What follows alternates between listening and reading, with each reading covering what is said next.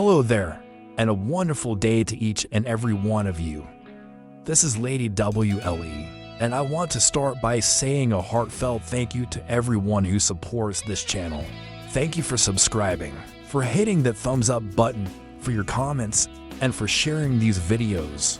You know, we are instructed to love one another, whether we feel like it or not, and regardless of whether we see eye to eye. Today, I want to talk about someone truly remarkable, Dr. Hadiyah-Necole Green. She's a brilliant scientist who has developed a groundbreaking cancer treatment. It involves laser-activated nanoparticles and in laboratory mice. This method has been shown to eliminate cancer cells within just 15 days. Now, think about that. Unlike chemotherapy, radiation, or surgery, her technique is completely different. Relying on her unique nanoparticle method, Dr. Green's incredible work earned her a $1.1 million grant from the U.S. Department of Veterans Affairs to help advance her research. You'd think a breakthrough of this magnitude would get major attention and a flood of financial support, right? But surprisingly, Dr. Green has said she hasn't heard much from the big cancer organizations or major government sources. It's quite puzzling. Her passion for this fight is deeply personal. She was inspired to find a better way after watching her Aunt Aura Lee battle and ultimately lose her life to cancer. She also witnessed her uncle General Lee Smith suffer through the harsh side effects of chemotherapy. Those experiences fueled her determination to create a treatment that is effective without being so destructive to the body. And let me tell you, Dr. Green is exceptionally brilliant. She earned her bachelor's degree in physics and optics from Alabama A&M University, a historically black college. Then, she went on to get her master's in physics from the University of Alabama at Birmingham, all on full scholarships. After her degrees, she worked at the Comprehensive Cancer Center for 5 years and then in the Department of Pathology for another year. What is important to note here is that she didn't go to an Ivy League school like Harvard or Yale. She excelled at an HBCU and a state university. This proves that true brilliance isn't about the name of the institution. It's about the intelligence and drive that a person already has inside them. For the last 5 years, Dr. Green has been working tirelessly to get funding for her cancer technology. While she received that initial $1.1 million grant, progress has stalled. She needs more funding to move her research from mice to human clinical trials. She estimates this next crucial step will cost around $90 million for a discovery that could potentially change the world and save countless lives. That amount seems more than reasonable. This is where the story gets broader. Leaders of Black-led health organizations have spoken to ABC News about the difficulties they face. It's a huge challenge for minority-focused health nonprofits to secure government support or corporate sponsorships. It seems the majority of funding goes to massive organizations like the Susan G. Komen Foundation or the American Cancer Society. This leaves smaller groups, even those with incredibly promising research, struggling to get the resources they need. Isn't it strange how funding seems to flow so easily for things that can be harmful or destructive? We see it with music and media that often portray the black community in a negative light. Yet, when it comes to a scientific breakthrough that could improve the health and lives of so many people, the resources suddenly dry up. It's a frustrating double standard. Dr. Green's work has the potential to be a game changer in the fight against cancer. Her story is one of brilliance, perseverance, and a deep, personal commitment to making a difference. We can only hope that the funding she needs will come through, so her life-saving technology can finally reach the people who need it most. Thank you so much for watching. Please don't forget to like, share, and subscribe. Until next time, take care. We often hear about the black community's economic power, which is estimated at around $1.6 trillion in the United States. With that kind of collective financial strength, raising $90 million should be achievable without having to rely solely on outside institutions. Let me give you a personal example. In my sorority, we have about 300,000 active members.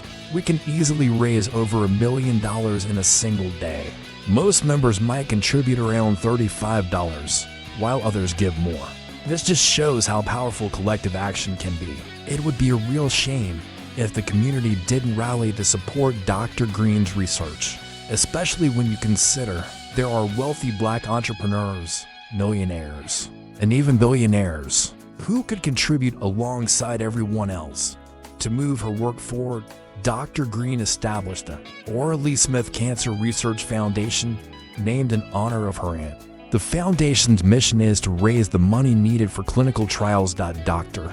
Green explains that the typical process for developing medical tech involves designing a treatment, testing it on animals for safety and effectiveness, and then moving on to human trials. But right now, she says her technology is just sitting on a shelf, gathering dust, while she applies for grants and seeks donations.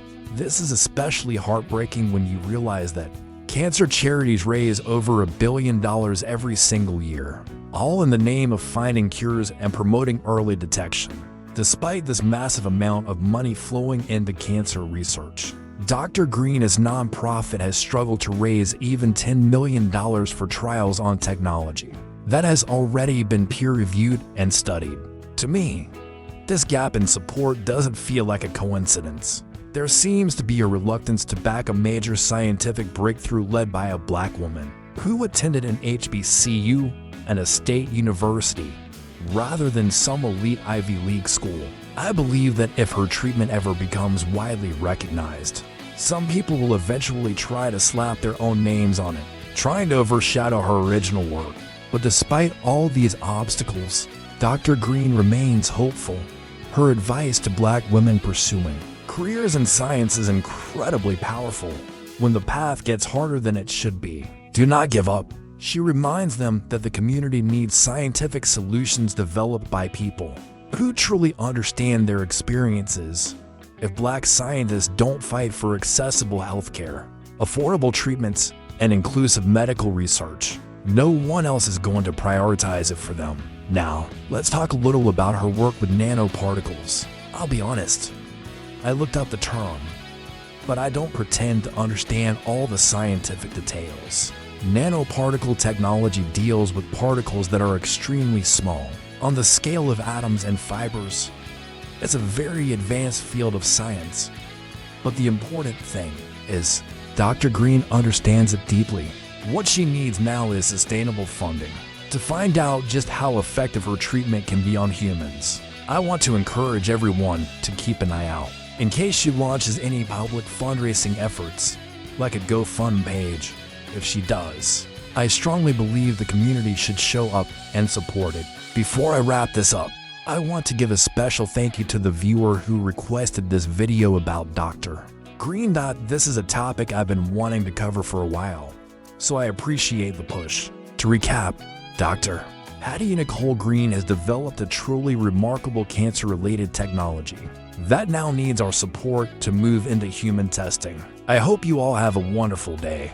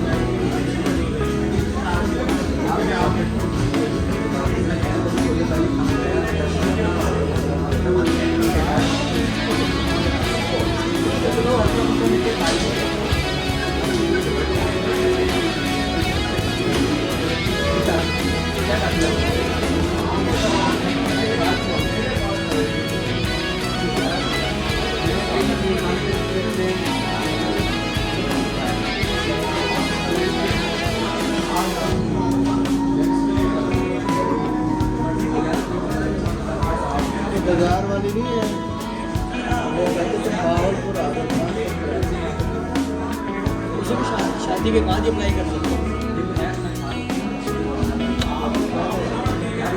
ऐसे तो हो ही नहीं सकता, head loss पे होता है।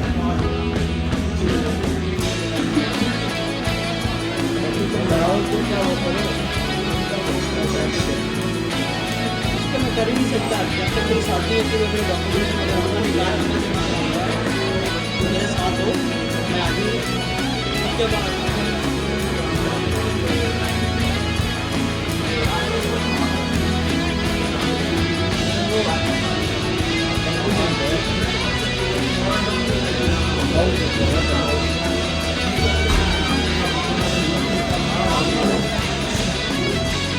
बिल्कुल जलालत ही है। जैसे तैसे करके तेरा माइंड सेट कर दे कि भाई मुझे इतनी ग्रैंड पे कर दे, मेरे